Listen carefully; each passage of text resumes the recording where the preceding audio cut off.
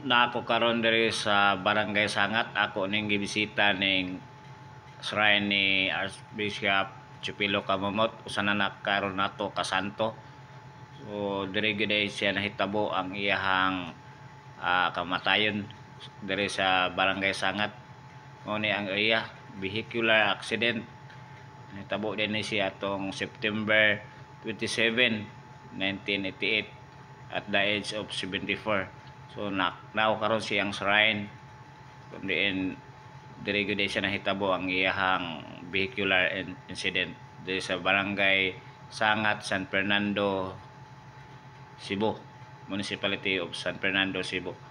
So ako ning video kay mao lagi muna ato ang santo karon nga gi-honored na dito sa Vatican nga si Archbishop Chupilo Camamot atong pinangga nga santo diri sa Sugbo. Na ako karon diri siyang shrine. Ako ning video ang iyahang nahimutangan. Diin sakit kayo palandungon para natong mga suguanon diri siya nawala.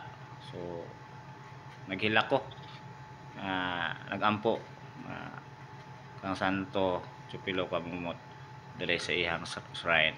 Sabi kahilak ko sa ako ang gibati aning ako ito ang sa kasaguan ng pare